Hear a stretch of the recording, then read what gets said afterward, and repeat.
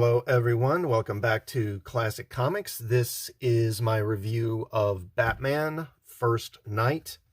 This is a new 3-issue miniseries coming from DC. This is written by Dan Jurgens with art by Mike Perkins and Mike Spicer.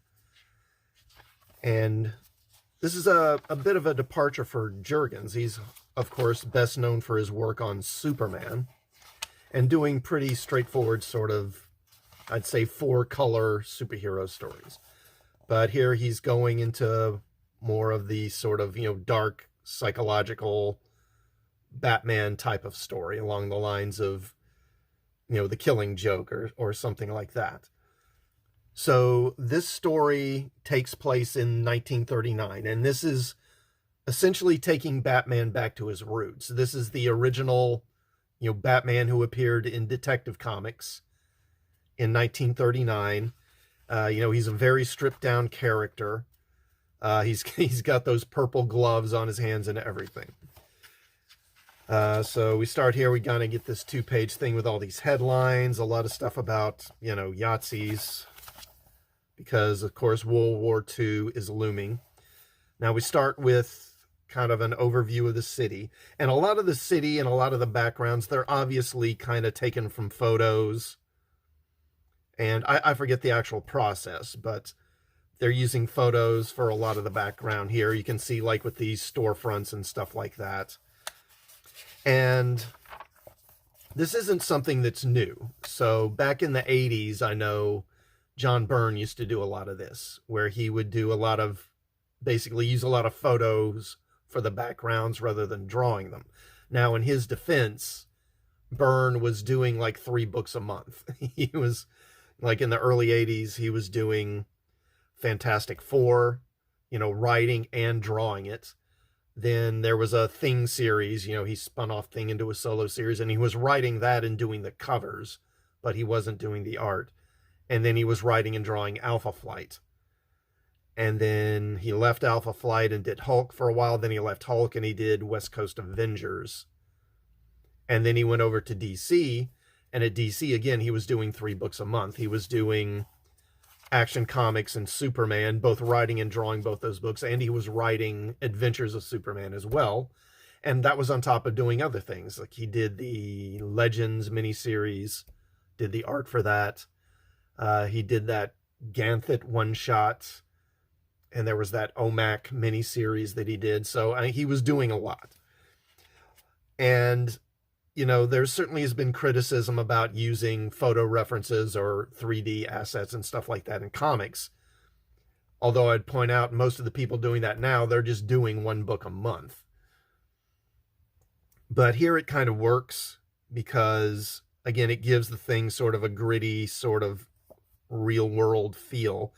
And the backgrounds, they're often kind of murky and dark, which is appropriate for a Batman comic. So, I don't know, it isn't as glaring, I guess. Anyway, I'm just trying to say I'm okay with what they're doing here. Anyway, we start with this voiceover about World War I and the Depression and Prohibition and all this stuff. And then there's this guy sitting in some den in what looks to be some kind of mansion, and saying that there's a new war coming and we need to be ready to profit from it. And then he says, prepare yourselves and await your orders. The voice is spoken. And there's this radio, and he's talking into this microphone here, and you hear this voice on the radio saying, "Yes, sir." So I guess this is the main bad guy putting the villains in motion or whatever.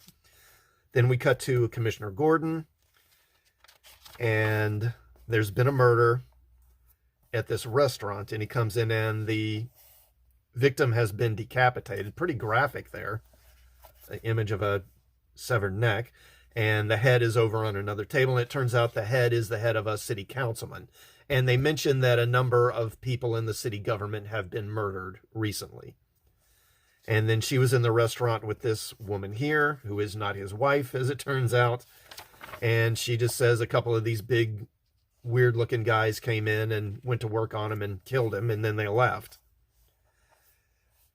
And Gordon's leaving, and then he sees Bruce Wayne. And Wayne offers to give him a lift home. So they get in this little sports car of Bruce's here, and they're driving through the city. And again, you get a lot of scenery of the city. Again, I suspect a lot of this is drawn from photographs of the time. The artist, Mike Perkins, he's doing a lot to try and make this authentic to the time. Like that automobile. I mean, that looks great. And I assume that's probably copied from I don't know if it was copied, but traced, I guess, traced from a photo. And anyway, they talk about how things have gone downhill with the Depression, and then talk about, you know, Germany and the Yazis, and then they start talking about the killings in the city, and Bruce Wayne's like, you know, what about this rumor of a vigilante? And Gordon's like, oh, the Batman? Yeah, I'm not even sure he's real. And then Bruce says, you know, I think if he's real, he's probably one of your own policemen who's decided to take the law into his own hands. And Gordon says, well, if he were, officially, of course, I would have to condone that, but unofficially, I wouldn't mind all that much. So he drops Gordon off. Then Bruce drives to this warehouse. And I thought, okay, so we're going to see like his setup or something like that. No, it's pretty much just a warehouse. Again, this is a very stripped down, basic, you know, Batman, just the very most essentials of the character, without a lot of the continuity and stuff that's been built up on him over the last, what is it now, getting on 80 years? He's basically, it's just empty, but there's another car here, this red car, and it's not a Batmobile per se. You know, first of all, it's not black like a Batmobile would be, but it doesn't seem to have any special equipment or anything. He's got the Batman costume in the trunk. He puts that on. Then we cut to the mayor, and the mayor's on the phone with Gordon, and he's demanding to know, you know, who's behind these murders of city officials. And then he hears some commotion at the front door. He comes, and there's these two kind of mutated looking guys who have broken into his home, and then they attack him. And then Batman shows up, and of course that's a great splash page right there. And then Batman fights these guys. The mayor tries to flee. And the mayor and his wife kind of barricade themselves in the bedroom, and then the guy's trying to break in. Then Batman attacks that guy and then lures him out onto the roof. They fight, and then one of them grabs Batman and throws him off the roof. And then they jump down after him, but he's gone. They can't find him. And Batman has run down this alley here, and then this guy comes out hearing a commotion, and he sees Batman, and he brings him into his house. And this guy turns out to be a rabbi. And so then they talk about how the city's gone downhill, and about Germany, and about the Yazis, and et cetera, et cetera. And anyway, they kind of make friends. This rabbi's just totally okay with this guy dressed like a bat. He has no problem with it for some reason.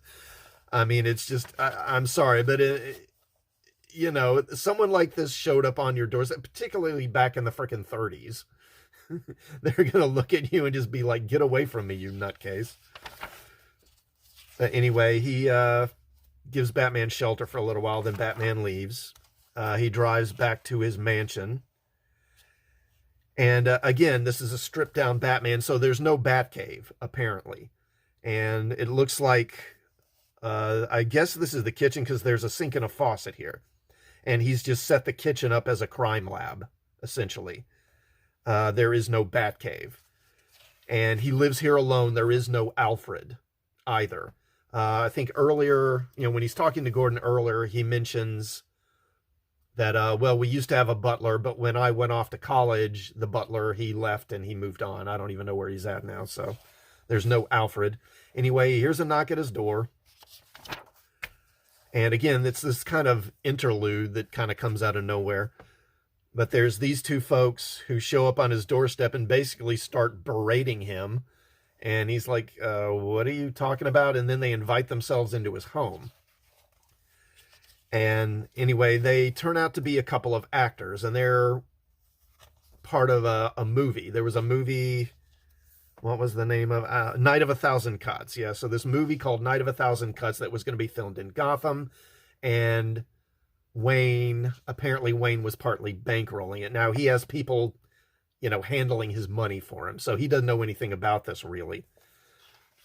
But apparently the funding was cut, and so he says, well, let me find out what's going on. He gets on the phone and talks with his people, and he says, yeah, because of all the crime, the insurance rates were going to be really, really high on this movie, and my people feel like it wasn't really a good investment.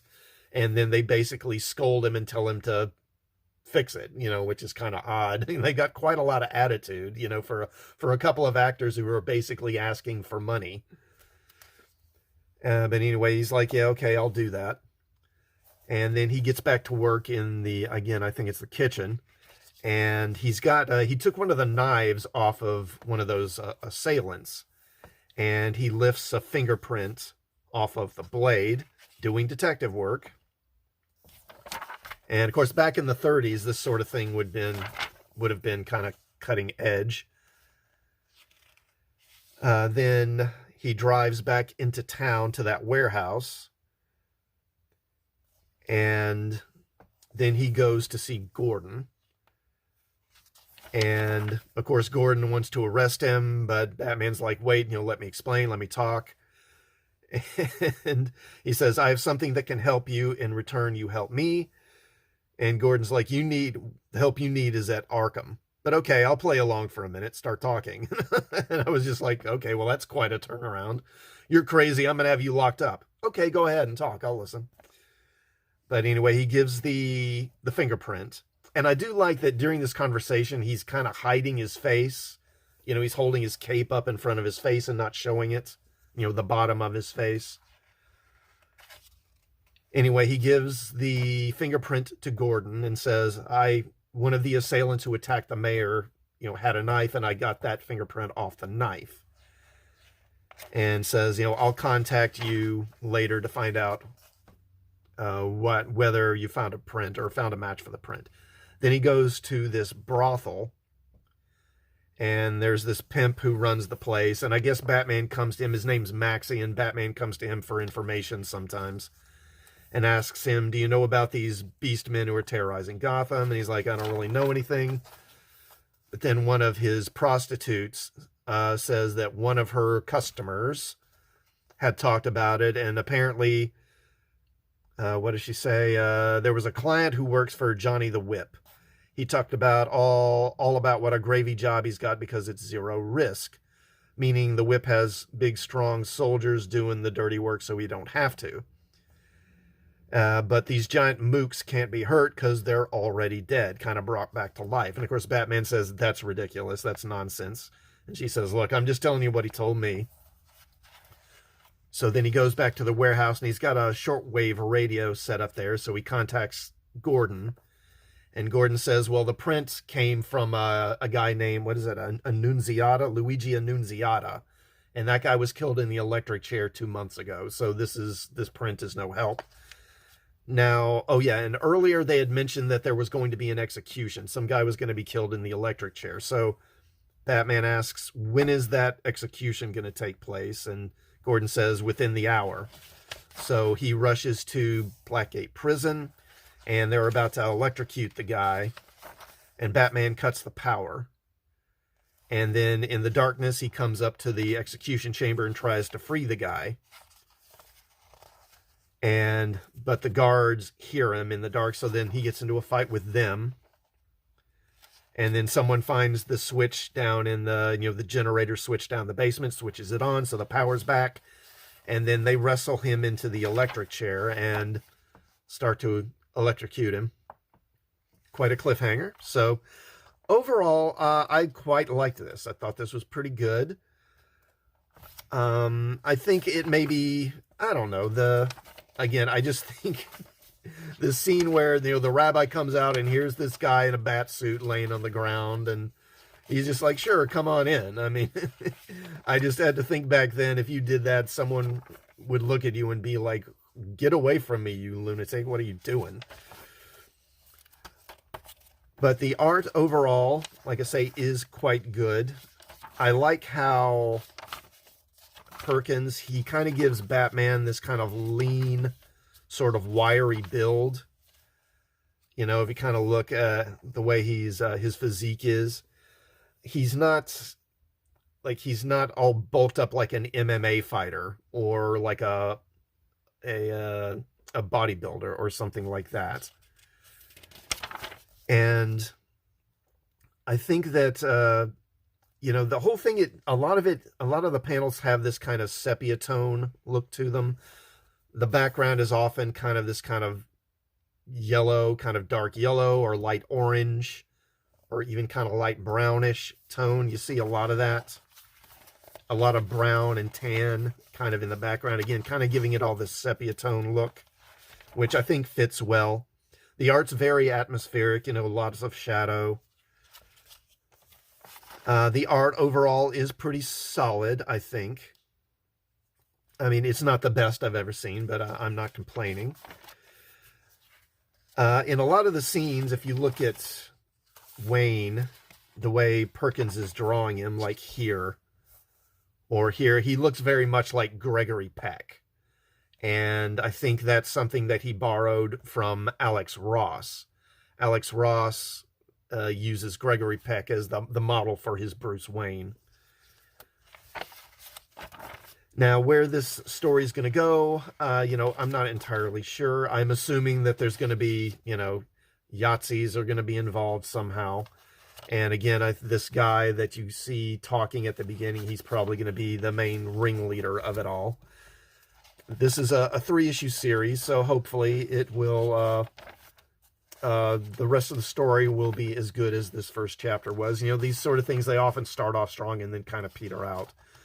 But overall, I did like this. I do give this a thumbs up and recommend it. First Night by Dan Jurgens and Mike Perkins. And I hope you will check this out as well as checking out some of my other videos. And I will see you all next time. Thanks for watching.